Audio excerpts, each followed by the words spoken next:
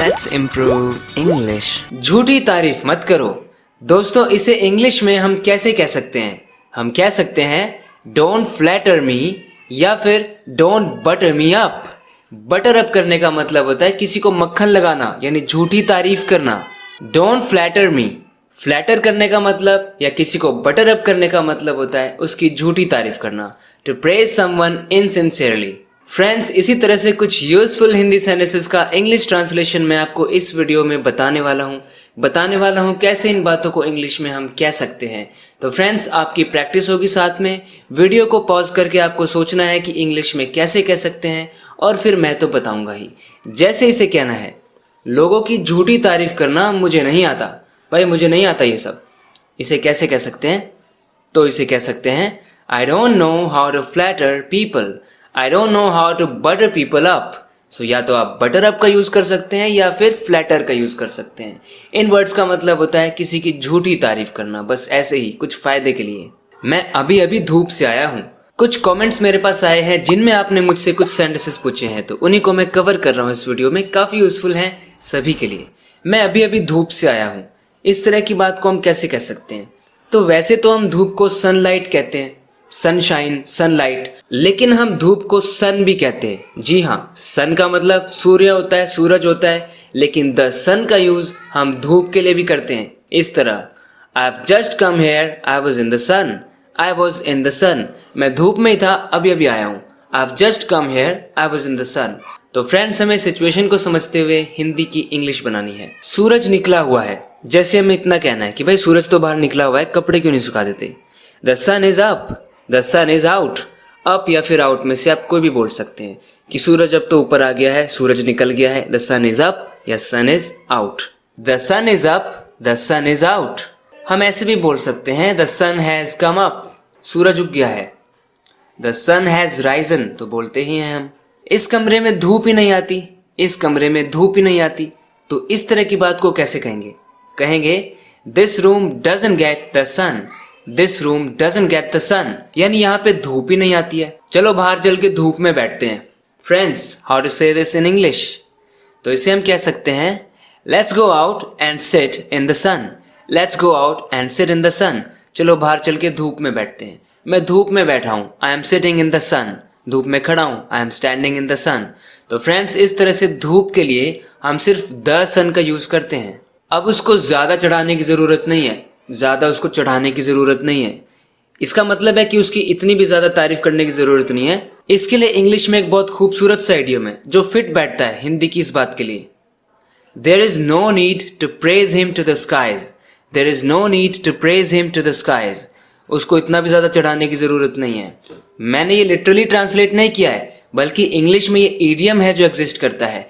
To praise someone to the skies means to praise him excessively. एक तो इसका ये मतलब है, लेकिन इसी हिंदी की बात का ना एक सेंस और निकलता है। यानी अब उसको इतना भी ज्यादा चढ़ाने की जरूरत नहीं है। उसके लिए ये कर रहे हो, वो कर रहे हो, अब ये भी कर रहे हो, इतना भी उसे मत चढ़ाओ अपने सिर पे। मतलब इतना भी कुछ उसके लिए मत करो, उसको इतना महत्व मत दो। जब ये वाला मीनिंग कन्वे करना है ना, तब हम ऐसे कहेंगे there is no need to make much of him, to make much of him. If you make much of someone, that means you give someone a lot of attention that he probably doesn't even deserve. जाके उससे बात तो करो, मैं भी तुम्हारा साथ दूंगा। यानी उससे जाके कहो मैं भी तुम्हारी तरफ ही बोलूंगा, जो तुम कहोगे उसमें मैं तुम्हारा साथ दूंगा। तो जब हम ऐसा कहना चाहते हैं कि कोई कुछ कह रहा है और उसी के साथ उसी की राय में राय मिला के हम भी कुछ कह रहे हैं, go and talk to him, I will back you up. To back someone up, इसका मतलब उसी के साथ बोलना, उसी की सपोर्ट में बोलना, उसी के फेवर में बोलना। So go and talk to him, I will back you up. तुम तो मेरा साथ कभी नहीं देते। साथ देना इन द सेंस मेरी तरफ कभी नहीं बोलते, जो मैं बोलता हूँ मेरे पक्ष में नहीं बोलते। You never back me up, you never back me up. वैसे बैकअप का मतलब होता है पीछे हट जाना। दे बैक्ड अप, वो पीछे हट गए, उन्होंने फिर फैसला बदल लिया अपना। They changed their mind. बच्चों के बिना घर सूना लग रहा है। तो इसे आपने कमेंट करके पूछा, तो इसे हम इंग्लिश में कैसे कह सकते हैं? सूना लग रहा है। सूना, सूने को हम इंग्लिश में लोनली कह सकते हैं। जब आपको फील हो रहा है कि कोई भी नहीं आपके पास, लोनली फील करना कहते हैं उसे। हम हाउस के लिए डायरेक्टली ऐसे कह सकते हैं the house feels lonely without kids. If some place feels lonely, इसका मतलब वो जगह बहुत अजीब सी लगती है खाली खाली से लगती है, तो यहाँ पे हम हाउस के लिए डायरेक्टली ऐसे कह सकते हैं, the house feels lonely without kids. और फ्रेंड्स, फील एक इस तरह का वर्ड है जो यूजुअली कंटिन्यूअस फॉर्म में यूज नहीं होता है, फीलिंग नहीं कहेंगे हम, द हाउस फील्स लोनली। या फिर हम ऐसे भी कह सकते हैं, I feel very lonely in the house without kids, without my children, I feel very lonely in the house.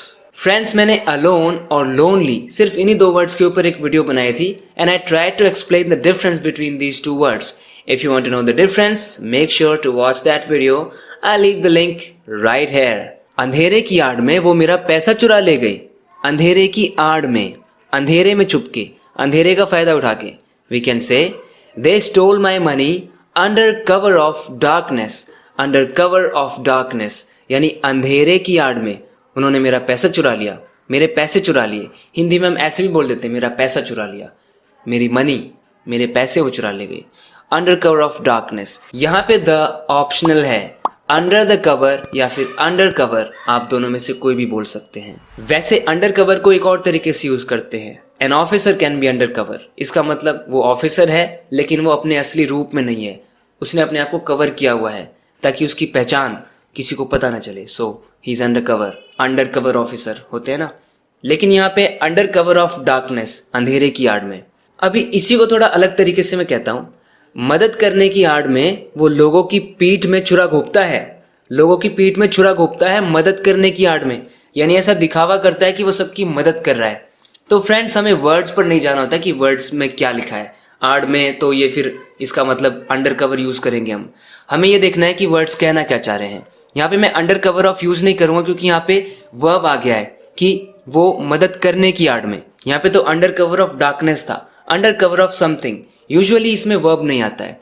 तो यहाँ पे इसको हम कैसे कह सकते हैं, he stabs people in the back pretending to help them, pretending to help them, यानी प्रिटेंड ऐसा करता है, ऐसा प्रिटेंड करते हुए कि वो उनकी हेल्प कर रहा है, ऐसा प्रिटेंड करते हुए he stabs people in the back, लोगों की वो पीठ में छुरा घोंपता है, यानी उन्हें धोखा देता है, ही चीट्स देम। तो फ्रेंड्स, आशा करता हूँ आपको समझ में आती हैं वो चीज़ें जो मैं समझाने की कोशिश करता हूँ। इससे ज़्यादा तुम मेरा और क्या बिगाड़ लोगे।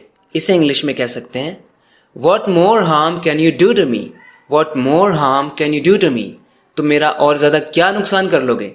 अब फ्रेंड्स, ये मत सोचना कि यहाँ पे विल क्यों नहीं आ रहा, हिंदी में तो लोगे आ रहा है। फिर से मैंने आपको कहा है, वर्ड्स पे नहीं जाना है कि हो रहा है तो फिर कंटिन्यूस आएगा, होगा तो फिर फ्यूचर इंडेफिनिट आएगा। नो, आपको मीनिंग समझना है। यहाँ पे कहने का मतलब मेरा यही है ना कि अब तुम बिगाड़ क्या सकते हो इससे ज़्यादा, तुम्हारे अंदर क्या एबिलिटी है, तुम्हारे बस में अब क्या है, तुम्हारे बस में और क्या है जो मेरा तुम बिगाड़ लोगे। तो यहाँ पे ना एबिलिटी की बात कर रहा हूँ मैं सामने वाले की, इसलिए मैंने कैन का यूज़ करना बेटर समझा। What more harm can you do to me, और ज़्यादा हार्म तुम क्या कर सकते हो मुझे। तो हिंदी में हम ऐसे बोलते हैं, क्या कर लोगे, क्या कर सकते हो। कहने का सेंस ये है कि तुम कर क्या सकते हो, बस में क्या है, पर बोलते हैं क्या कर लोगे।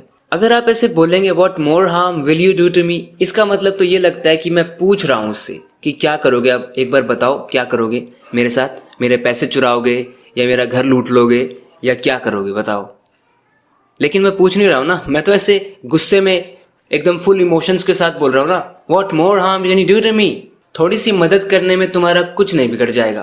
तो कई बार लोगों को हम ऐसी बातें कहते हैं कि ऐसा करने में तुम्हारा कुछ नहीं बिगड़ जाएगा, तो इसे कह सकते हैं it wouldn't do you any harm to help me a little, मुझे थोड़ी सी हेल्प करने में तुम्हारा कुछ नहीं बिगड़ जाएगा। It wouldn't do you any harm to help me a little. So friends, actually it wouldn't do you any harm to subscribe to this channel if you haven't already. Thank you very much for watching this video. I'll talk to you in the next video lesson. Till then, take care and bye.